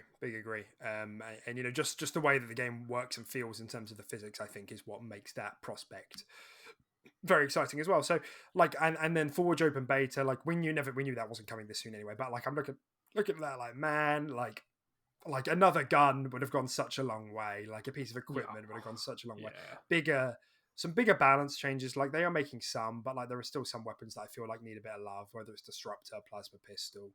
Um, like the balancing is generally good. I mean, I don't know if that's yeah. So we'll have to yeah, see what they do with it. It wouldn't surprise me if this is play it for a month. Hopefully, we can get some of our friends back into it to like hop into some arena and some BTB. Um, I haven't had hmm any success in getting anyone into BTB when I suggested it the other day, so I don't know how successful that will be. Um, yeah. I don't know. I just think like overall the season looks great, and there's a lot, but what the two things that bum me out the most are obviously the 6 month season and two maps. yeah, That sucks. There's no way to sugarcoat it. Two maps fucking sucks. Like even if they're great, two is not enough for six and, months. yeah, Is and two would have not been fine enough. for 3 months. It would have been fine for Yeah, 3 months, not six. two maps for 6 months. It's dreadful, really, really Yeah, dreadful. And they might be amazing, and I might love them, but I don't give a shit. And I love three but four three, but that is poopy. It's yeah, it's really poopy. yeah, it's poopy. It's big poopy, and like when you put it in this context as well, it means that come November the 7th, so one day before the season 3 launch, the game will have had one arena map for a Yeah, 1 year anniversary. yeah. And One, like, it's hello, like so what? it's so bad. And it's like I So get these maps are intricate, and I get that they're developed and like really like hardcore and heavily, and it's not just like a map, right? A lot of thought goes into these, but they're yeah, small as well. Like one map, one arena map for a 1 year anniversary is genuinely laughable. Like yeah, that's really really bad. Like, yeah. and I I love agree. this game, and I'm taking a big old dump on it right now. because Yeah, that sucks. that's right. That's right. It does suck. It does suck. There's no way around it. And you know, that, like just to read from the rest of the article, this is something the team is acutely aware of. So just a quote unquote. We know we need to deliver more content and more features more quickly. Staying true to priority zero means that sometimes we need to slow down in order to stay healthy and move faster later. But we're also aggressively looking at ways to accelerate. And there's obviously a big paragraph about Forge and how that will help with content creation, etc., etc. And then, as we continue to improve and ramp up, please understand that all of us at 343 are fully committed to making Halo Infinite the best Halo experience ever. Indeed, the primary reason that we're extending Season 2 is to give us time before shipping another season to fully address quality of life improvements based on the learnings from Season 1, as well as other data and feedback we've collected. Alongside this, they've also said that they intend to have monthly drop pods of quality of life updates in the seasons. You know, they're calling them quality of life updates. We don't know what that means. You know, if it's something like, oh, a progression system's coming in July, okay. If it's something like, oh, here's like a big step forward on cross-core customization, something that a lot of people have been asking for, that's coming in September or August. Okay. Yeah. You know, it doesn't sound like these are going to be content drops in the way of maps, but like some bigger quality of life changes actually could go quite a long way for this. Here's like a reinvention of the challenge system, right? You know, where, or like match XP progression, you know, yada yada. These could be a big deal. Ultimately, I think it's something that has a slow burn effect. Like nobody's coming back to Halo for a progression system. Like I don't like you continue like that's not something that, you know, once you have momentum it keeps you going. You don't come back to be like, oh, I'm a captain, can't wait to get to lieutenant. Like it's not. You know? It just kind of happens as and when you're playing it. That's right. But yeah, I don't know. A lot of this stuff does it makes sense, but it also does seem like a bit of a cop out as well. Like I don't know. I don't really think they're just trying to soften the blow. Yeah. I don't really think you need it. Like, how slow are you guys really working? Like, I appreciate that it probably is a lot of work, but a year to get like a decent chunk of sandbox changes in, and like a new weapon or a new piece of equipment, like that's really slow. Like, I can appreciate people taking their time, but it sounds like a bit of a cop out. Collecting data, like, all right, how much data do you guys really fucking need? Come on. Well, I mean, I think they've spoken about it before. I mean, the reason isn't because they're, you know, obviously they're not doing it. They're not just taking their time out of laziness. It's more that there's just a lot on the back end that they're sorting, and they need to. You know, a lot of the feedback that people gave day one, the very intense feedback, you know, just as a reminder, like, we need progression, we need cross-core, this challenge system. So like this stuff is being like aggressively targeted, and they're probably thinking, if we start pumping content into the game, it's only going to make our life harder to rewrite all of that shit. So we need to get that shit right now, and then worry about content as second priority. That's and you know, there are some like back end things that people complain about a lot. You know, there is a little bit of desync here and there depending on who you ask. You know, and other things that they're definitely ironing out. But I mean, I'm full agreement. It's too slow, and I don't know why it feels like the team wasn't ready to go at launch. You know, and I've said before, you know, I've said on previous episodes that live service games do this. They tend to launch, and it takes like a bit of time, like maybe 6 months, to get the first few seasons out, like tighten the bolts, listen to the community and adjust. I remember Apex having the same thing. But this is maybe a bit longer than most, especially when, you know, the game has been in development for a long time. Like, I don't know. Plus, it's like a bigger studio. It's like they're bigger than Respawn by quite some margin. So it's just like, I don't know. It's hard to say. I don't know the inner workings. Like, I don't want to just shit on them, of course, but I just feel like maybe you're right. Maybe it was a bit of a false start. It was a bit of a Mario Kart false start. They blew their engine, held down accelerator for too long. Yeah, that's right. And then, people get into the conversation of like, oh, like, should the game have been delayed further? And like, I personally can't see the point in it being delayed again. Like, the campaign was good to go. Like, the multiplayer was good Yeah, to go. Like, the multiplayer was great. Everybody had a great time with that multiplayer for like a month or two. It was everywhere. Like, everyone was speaking about it. I remember people speaking about it yeah, at the Game Awards. It won the Player's Choice Award. And everybody was loving it. It's just that they didn't have a lot of stuff ready to go to keep it supported. There were events and stuff. Like, they did have some events for a fair bit, but then um yeah, it was everything else that started to become apparent that actually there's stuff isn't being yeah. addressed as quickly as we would like and not being pumped into the game as quickly. They just released a honeymoon period game. Really, that's what they Yeah, ended up releasing. yeah. So yeah, I mean, Halo will be fine in the long run. As Yeah, everyone keeps saying, the bones here are really truly some incredible bones. It's disheartening that it's taking this long to wind up, but I think most people are okay with playing the game and then getting off it for a bit. I think the main thing people are scared about is that people are going to hop off this game and never come back to it.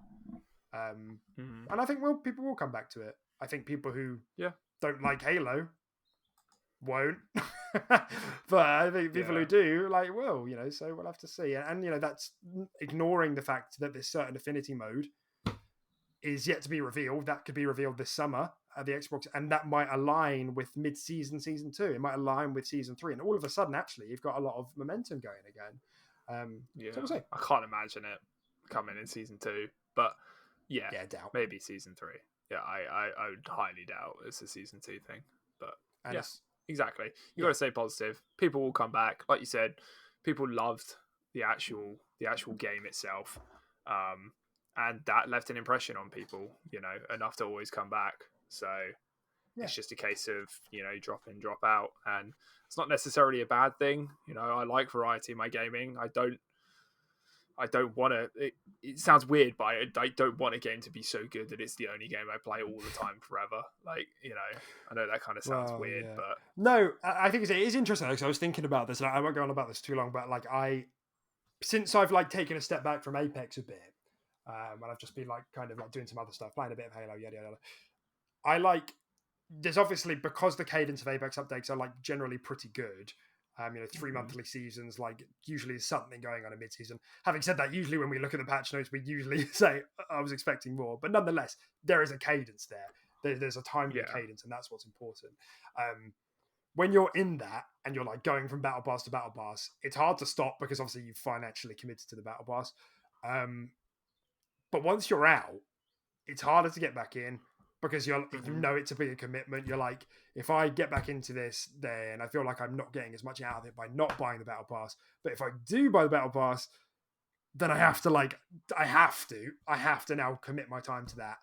Um, yeah, Whereas I don't feel quite the same way about Halo at the moment because battle passes don't expire. Like I'm okay with hmm jumping into this for a month and then putting it down. I wish there was more to like keep me going, but I don't feel like it's not the end of the world. yeah, yeah. Agree, hard agree.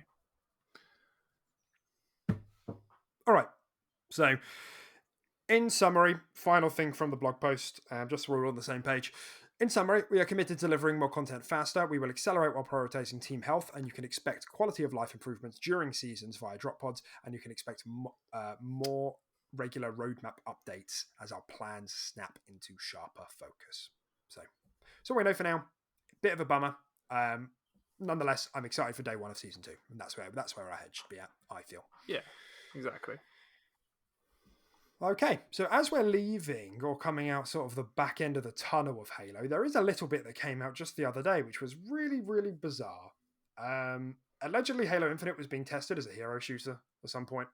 Like when they were deep in the prototyping phase, at some point there was a camp that was making a Halo Infinite hero shooter, as in Halo Infinite would have been a hero shooter. That's interesting.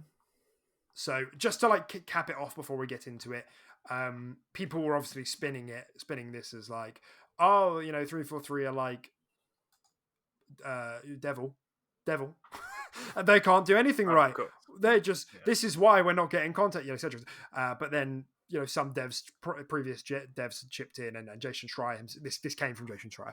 They both chipped in and said, "Oh, like it's not like it was in the normal prototyping phase. Like it wasn't like this. I don't think this was anything to do with the reason why the game's content has been so slow. But nonetheless, I am raising an eyebrow because I'm like, you went from Halo 4 to Halo 5 to then thinking that people would have wanted a Halo Infinite hero shooter." Yeah, it's a bit weird, isn't it? I mean, yeah, it's hard to say how long they actually spent on it, thinking this could be a viable option. But yeah, it's definitely. I mean, it's interesting. I'll give you that. Yeah, But we're quite open-minded. I wouldn't be opposed to a Halo hero shooter, but fuck me, it wouldn't have been popular. Like, yeah, exactly. That's exactly where I was leading to my point. Like, we're quite open to this sort of thing. That studio would have been burned to the ground that night. Yeah. Like, it genuinely would have been Molotoved. It would have been bombed, airstriked, everything. Like, just it would rubble. It would be rubble. Holy hand grenade. Yeah. Yeah. Like, no. But hey ho. Yeah. It's quite funny to think about though. If it, like, because I always thought about that with Reach. When Reach was first announced, when I was a little baby brain, I was like, wow, it's so cool that there are these different Spartans with like different specializations. I think there's something to that, like thematically, but like as a mainline entrance. Oh, yeah. Oh, I don't know. No, definitely That's not. brave. But yeah, that's not the reason, but it's just interesting that happened to come out just the other day. Yeah, it's quite interesting. All right then. So, final two stories for today. The first one is that Diablo Immortal was officially, what was it? Was it revealed? What have I said? It's officially revealed today. This happened today. Time of recording. Oh, April okay. 25th. Oh wow. We've obviously known about it, but it was like a gameplay reveal or whatever with a release date. So this is due to come. This is obviously Diablo Mobile. Due to come out on June the 2nd, and as a big surprise, everyone was quite surprised that it's also coming out to PC.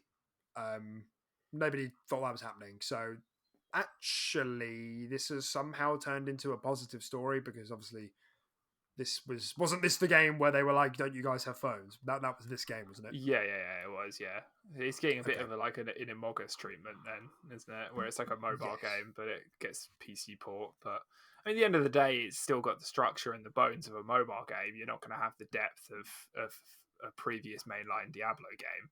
So, but yeah, it's it's more positive, I guess. Yeah, I suppose. And like just to get a idea of kind of the impressions here, SkillUp retweeted the official post and said, "So pretty unexpected. This is coming to PC after all.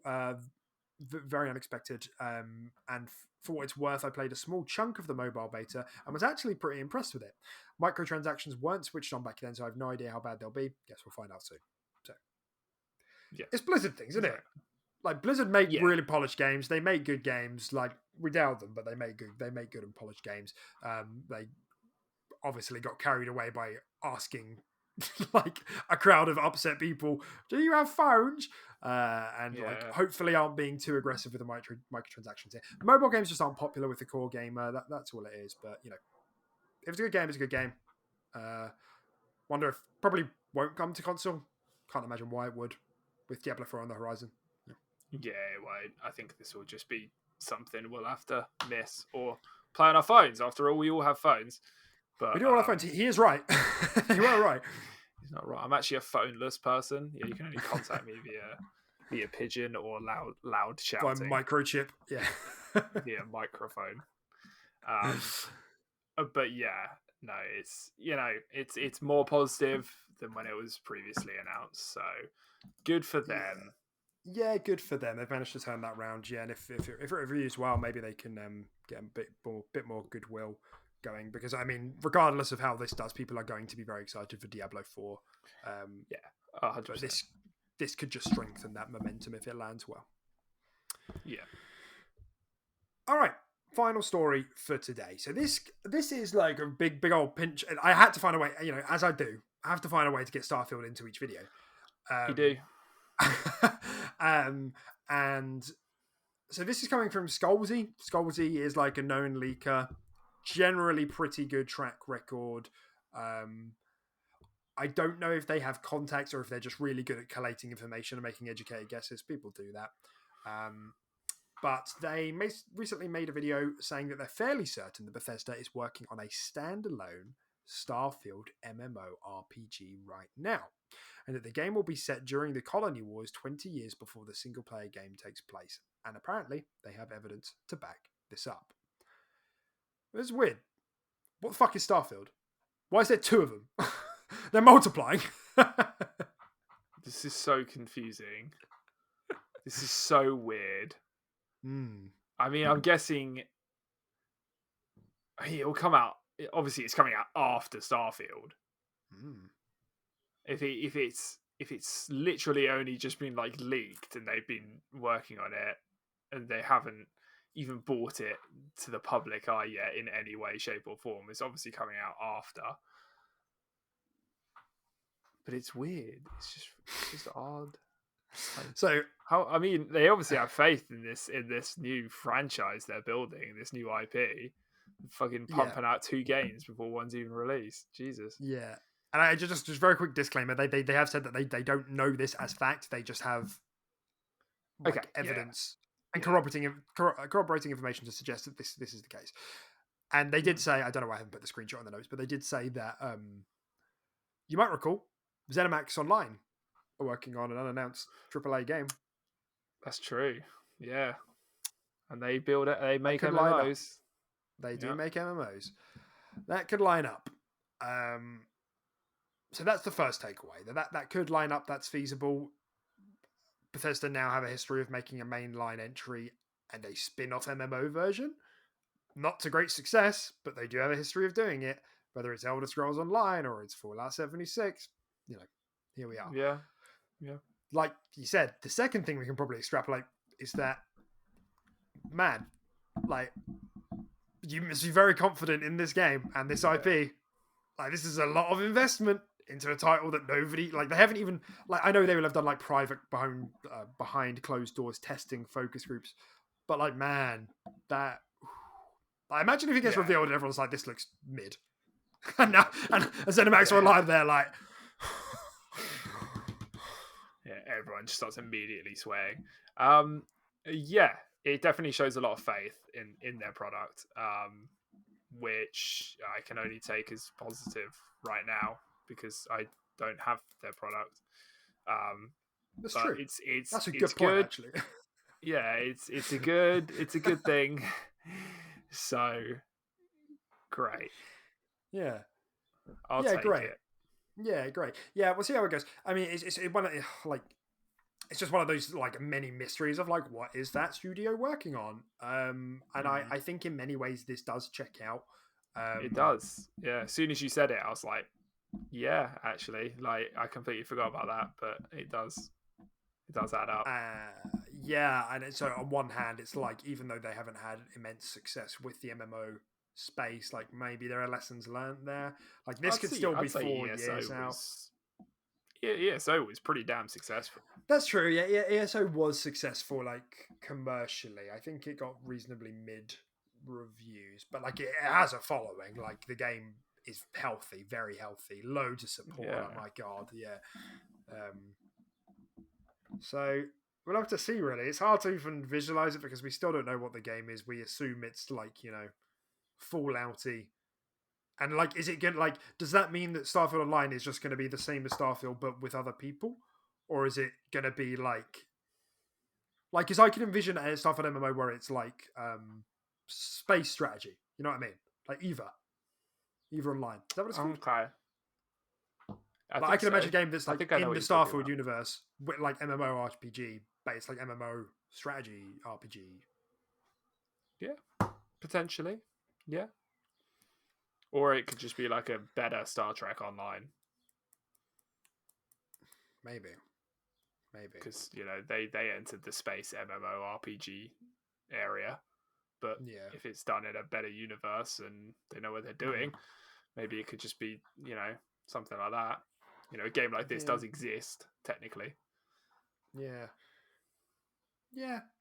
Yeah. I mean, Yeah. yeah, yeah. We'll have to wait and see. I got Starfield in there, so I'll keep them going. I mean, I'm desperate for this silence to be broken from Xbox. Any day now, we're gonna get a blog post about the Summer Games Xbox show. It's gonna happen soon, and then they're gonna show us all the goods, and I'm gonna be happy. Yeah, I think so, and that'll be a very, very nice episode of QRP as well. So Yeah, you're probably going to have to subscribe in advance for that one, I think, Yeah. and You obviously might just share have with to. everyone you know. Obviously, just off the top of my head, I just think it's Yeah, just it does have something to be that done. should be done, right? Yeah. Smash that like button. All the rest. Okay, well, shall we get out of it? We should. Yes, let's do it. Okay. All right. Well, thanks for coming along today, ladies and gents. We will catch you on the next one. Have a fantastic week. Bye. Bye. I was hoping something came. I could improv with. Oh well, bye.